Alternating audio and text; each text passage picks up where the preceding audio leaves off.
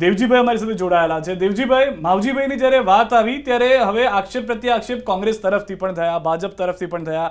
એ team આપને માનવામાં આવી, બે ટીમ આપને માનવામાં આવી। આપનું શું કહેવું છે? કઈ ટીમ છો આપ અને શું છે મતદારોનો મિજાજ આપના પ્રત્યે? ચૂંટણીની અંદર આક્ષેપો તો થાય એ સ્વાભાવિક છે। આ કોઈ માવજીભાઈ કોઈ એક પક્ષની બી ટીમ નથી।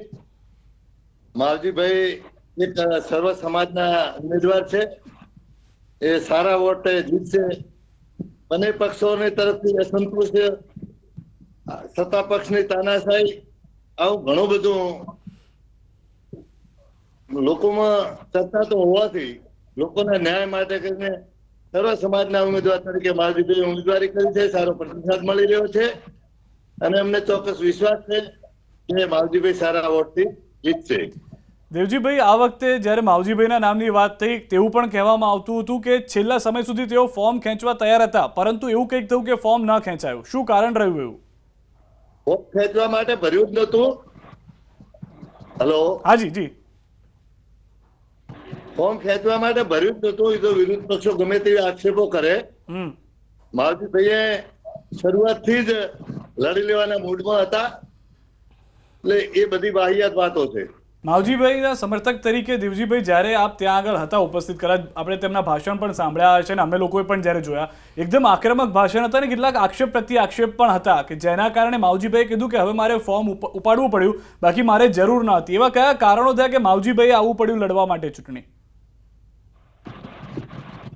માવજીભાઈ અત્યારે બંને રાજકીય પક્ષોથી પ્રજાને અસંતોષ હતો, પ્રજાની માંગ હતી।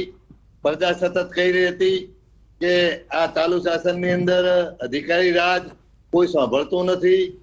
અહંકાર, ઘણા સમયથી શાસન હોવાથી અહંકારથી પ્રજાને કોઈ સંતોષ, કોમનો કોઈ સંતોષ મળતો નહીં। કોંગ્રેસમાં તો પહેલેથી લોકો અત્યારે કોંગ્રેસને કોઈ એટલું બધું માનવા તૈયાર જ નથી। ચાલુ સત્તાની અંદર ભાજપની અંદર પ્રજા જોડાણી, પણ એને પણ ઘણા સમયથી કઈ એટલો બધો સંતોષ ન મળતો હોવાથી પ્રજાની માંગને લીધે માવજીભાઈને પ્રજાને ન્યાય આપવા માટે કરી અને તમામ બે પક્ષોથી અસંતુષ્ટ પ્રજાને ન્યાય આપવા માટે કરીને એમણે ના છૂટકે ઉમેદવારી કરવી પડી। દેવજીભાઈ, આપ કહી રહ્યા છો કે જે સત્તા પક્ષ છે તેનાથી નારાજગી હતી, એના કારણે માવજીભાઈએ ફોર્મ ઉપાડ્યું, પણ માવજીભાઈ ખુદ ભાજપની ટિકિટ લેવા ગયા હતા, તો પછી કેમ લેવા ગયા? ખબર જ હતી કે નારાજગી છે સત્તા પક્ષથી। જે પક્ષની અંદર બેઠા હોય, પ્રજાનું કામ કરવું હોય તો જે પક્ષની અંદર બેઠા હોય એની પાસે ટિકિટ માંગવાની હોય। જેની સાથે ન હોય તો ટિકિટ આપે જ નહીં ને। ટિકિટ તો જો માંગવાની હોય એ મંગાય ને। પણ માવજીભાઈને જો ટિકિટ ભાજપે આપી હોત તો રાજી હોત બધા લોકો કે માવજીભાઈને જીતાડો હવે? માવજીભાઈ સક્ષમ ઉમેદવાર છે। એમણે એ ખેડૂતોના નેતા છે। એમણે એમની યુવાનીમાંથી જયારે જાહેર જીવનમાં આવ્યા ત્યારથી કરી અને ખેડૂતોનું કામ કરેલું છે। તમામ 20 અમલીકરણના અધ્યક્ષ હતા, એના પહેલા પણ એમણે એક કિસાનોનું સંગઠન ની નેતાગીરી કરી અને ખૂબ પગે ચાલીને જયારે લગભગ 30-40 વર્ષ પહેલા આટલો બધો વાહનોનો યુગ નતો, કોઈ ટેલિફોન સુવિધા નથી, એ ટાઈમે પણ એમણે ગામડે ગામડે ફરી અને લોકોનું ખેડૂતોનું કામ કરેલું છે। એમને જયારે રાજકીય સમય મળ્યો, 20 અમલીકરણના અધ્યક્ષ બન્યા, એ ટાઈમે પણ લોકોનું ખૂબ કામ કરેલું છે। પણ છેલ્લા 20 વર્ષથી કોઈ હોદ્દા ઉપર ન હતા અને પ્રજાને એમ હતું કે આવા સક્ષમ ઉમેદવાર જો સત્તામાં આવે તો અત્યારે સારો એવો પ્રજાના પ્રશ્નો વિધાનસભાની અંદર કે સરકારની અંદર રજૂ કરી શકે, આવી પ્રજાની માંગ હતી, એટલે એમણે લડવા માટે તૈયારી કરી। દેવજીભાઈ, એક મહત્વની વાત આજે પ્રચાર પ્રસાર ચાલી રહ્યો હતો એમાં એ પણ રહી કે શંકરભાઈ એ પણ વાતનો ઉલ્લેખ કર્યો કે 2022માં પણ આવું કંઈક કાવતરું હતું કે જ્યાં આગળ અત્યારે જેમ સમાજને બે ફાટામાં વેચી મારવામાં આવ્યો છે, માવજીભાઈ ઉપર પણ આરોપ થયા, તેવા મારી સાથે પણ થયા, પણ છેલ્લી ઘડી હું બચી ગયો, નહીંતર મારે પણ ઘર ભેગા થવાનો વારો આવત। માવજીભાઈએ સમાજને વેચી માર્યો છે તેવા આક્ષેપ લગાવવામાં આવ્યા। કેટલાક લોકોનું, સ્થાનિકોનું પણ એવું કહેવું હતું કે માવજીભાઈ ઉભા રહ્યા જેના કારણે ચૌધરીઓમાં ફાટા પડી ગયા। શું માનશો આપ? એવું નથી હોતું। કોઈ માવજીભાઈ ઉભા રહેવાથી, બીજો કોઈ ઉભા રહેવાથી સમાજ કોઈ વેચાય નહીં, સમાજને કોઈ વેચી શકે નહીં। હા, એ ચોક્કસ છે કે કોઈ પણ આખો સમાજ કોઈ એક વ્યક્તિ સાથે ન હોઈ શકે। દરેકની વિચારધારા અલગ હોય। કોઈને માવજીભાઈના વિચારો ગમતા હોય તો કોઈ બધા એક સાથે માવજીભાઈ એક સમાજથી જીતશે એવો અમારો દાવો નથી। અમે ચૌધરીઓ બધા માવજીભાઈ સાથે આવે તો પણ માવજીભાઈ જીતી ન શકે. માવજીભાઈ સાથે નાના નાના બધા સમાજો નો ખૂબ ટેકો છે. એ તો કોઈ માવજીભાઈ સાથે હોય, કોઈ શંકરભાઈ સાથે હોય, કોઈ ભાજપ સાથે હોય, સમાજ કોઈ એક વ્યક્તિ સાથે કોઈ દિવસ ન હોઈ શકે. એટલે એ આક્ષેપો ખોટા છે. અત્યારે ચૂંટણીની અંદર આક્ષેપો તો રહેવાના, કારણ કે દરેકને કંઈક ને કંઈક એમની ક્ષતિઓ ગોતવા માટે કોઈક તો આક્ષેપો શોધવા પડે. દેવજીભાઈ, મેં પણ ખુદ પત્રકાર તરીકે ઘણી બધી સભા માવજીભાઈની જોઈ, પરંતુ એ ચૌધરી સમાજને લગતી બહુ બધી હતી. અન્ય સમાજ સાથે કરી હોય એટલી કેટલી સભા કરી, આપ જણાવી શકો? અરે સાહેબ, એ તો ચૌધરી સમાજ તો કદાચ હશે, એમને લાગણી વધારે છે ચૌધરી સમાજની, પણ અમને ચોક્કસ એટલો માવજીભાઈ ઉપર વિશ્વાસ છે. અમે વધારે કદાચ એમની સાથે હોઈએ તો એનું એક જ કારણ છે કે ખૂબ અનુભવી આદમી છે, ખૂબ પીઠ નેતા છે.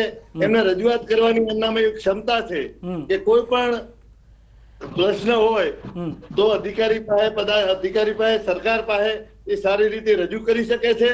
ગામડે ગામડે ફરીને લોકોની વાતોને, લોકોના પ્રશ્નોને સારી રીતે ત્યાં સરકારની આગળ લાવી શકે છે.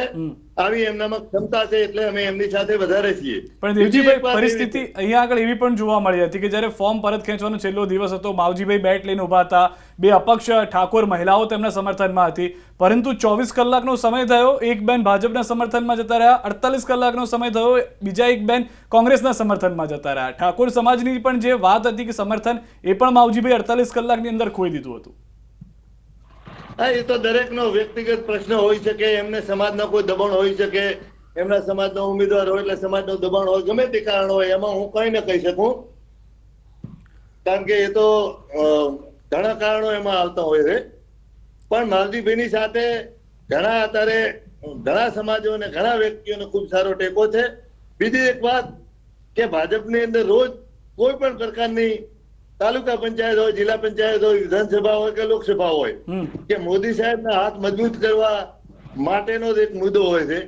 ચોક્કસ વાત છે, પણ મોદી સાહેબના હાથ મજબૂત કરવા હોય તો ઉમેદવાર પણ મજબૂત હોવો જોઈએ ને. ઉમેદવારની ક્ષમતા હોય તો જ પ્રજાના કામ થાય, પ્રજાના કામ સારા થાય તો જ મોદી સાહેબના હાથ મજબૂત થાય.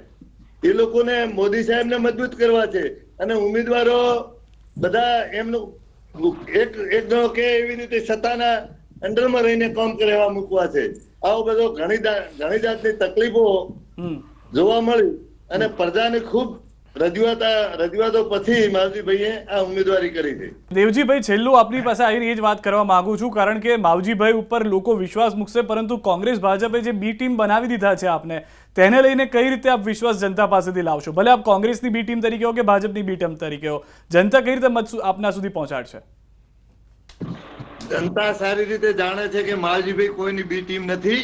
ભલે બંને પક્ષો કહેતા હોય, પણ માવજીભાઈ સ્વતંત્ર છે. માવજીભાઈ પ્રજાના વ્યક્તિ છે, પ્રજાના ઉમેદવાર છે. એ કોઈની બી ટીમ છે નહીં. જનતા સારી રીતે જાણે છે, એટલે એમને આ સારો પ્રતિસાદ મળી રહ્યો છે. માવજીભાઈ ઘણા વખતથી જીતશે, અને તમામ પ્રજાને ન્યાય આપવા, તમામ પ્રજાને સાથે લઈ અને વિકાસના કામો કરશે, એવો અમને સંપૂર્ણ ભરોસો છે. દેવજીભાઈ, માવજીભાઈની જીત નિશ્ચિત માની રહ્યા છો? કેટલા મતથી જીતી રહ્યા છે? માવજીભાઈ ઘણા મતથી જીતશે, પણ મિનિમમ 10,000 ની લીડ તો ચોક્કસ મળશે, એવો અમને ભરોસો છે.